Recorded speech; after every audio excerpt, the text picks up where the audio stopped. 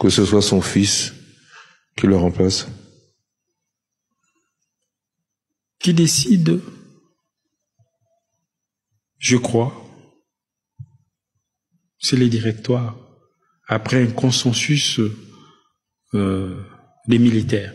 Alors expliquez-nous cette histoire du directoire, parce que vous étiez, sans constitution, sans premier ministre, la succession du président n'était pas clairement constitutionnellement réglée.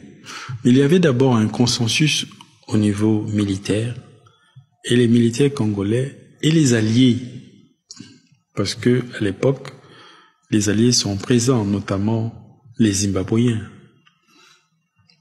Et les temps étaient à ce point très fragiles qu'il fallait d'abord que la question soit réglée au niveau militaire. D'où ces consensus autour du président Joseph Kabila. Le président aurait donc été choisi par ce directoire, mais le directoire, vous en faisiez partie? Les directoires, j'en fais partie. Les directoires est informé par les militaires que le président, le général Joseph Kabila, doit assumer la transition. Parce que la situation était éminemment d'ordre sécuritaire. Vous avez dit les armées étrangères aussi ont participé de ce choix? Donc je dis d'abord le consensus militaire et ensuite le consensus avec les alliés et principalement les Zimbabwéens qui étaient avec nous, qui siégeaient dans l'état-major opérationnel. Les étrangers auraient donc participé à la désignation d'un président à la tête Non, j'ai pas dit ça. J'ai dit un consensus au niveau militaire, mais il fallait avoir l'adhésion aussi de nos partenaires qui étaient là. Il faut vous remettre dans le contexte où votre chef vient de tomber et vous ne savez pas comment il est tombé ni pourquoi. Voilà, il faut se mettre dans ces contextes.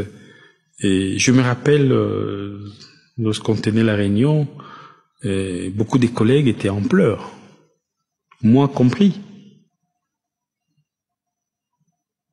Vous connaissiez le président Kabila, Joseph? Oui. À l'époque? Oui, très bien. Vous connaissiez bien? Oui. Il a accepté cela ou il a participé de cette décision? Puisque j'étais le fils du père, donc j'étais donc le frère du fils. C'est tentant de vous poser des questions sur le reste, mais nous sommes dans l'émission Mémoire, on va se contenter on va tâcher de ne pas d'aller au-delà de cette période. Oui. Pourquoi lui? Alors, pourquoi lui? Parce que d'abord il était militaire, et ensuite le fils.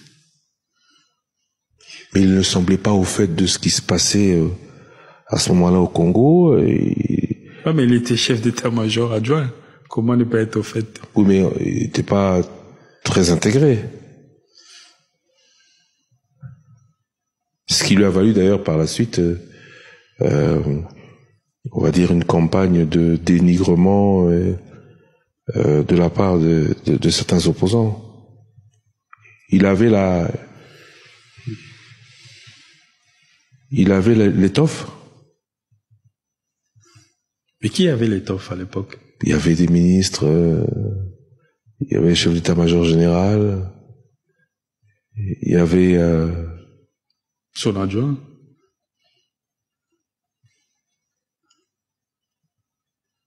Voilà.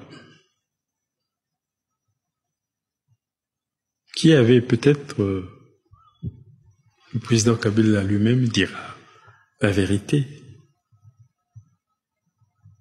Quelle peut être la vérité? Et de quelle vérité parlez-vous? Mais on peut pas, mais il faut répondre à votre question. Lorsque les militaires se sont réunis pour jeter leur dévolu sur le général Joseph Kabila, j'étais pas là.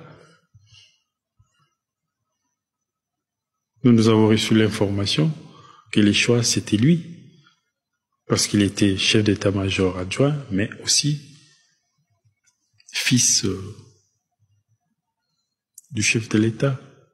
Vous savez, comme dans tout système, sur le plan politique, il y a toujours des camps, et il y avait des camps. Je pense qu'à l'époque, personne ne pouvait ravir le consensus de tout le monde. Parce que dans le gouvernement, il y avait des camps. Il n'y avait pas d'autres candidats? Comment? Il n'y avait pas d'autres candidats? Non, non. Vous savez, nous étions tous happés par les leaderships de Mouzé et la surprise de la mort de Mouzé. Personne ne pensait être candidat. Nous étions convaincus que nous menions une lutte et après 2 ans, nous allons faire des élections. Et d'autres se projetaient déjà dans ce moment électoral et que notre chef qui allait gagner les élections, c'était Mouzé. On était dans cette dynamique-là et du jour au lendemain, le chef tombe. Personne ne pensait être chef de l'État.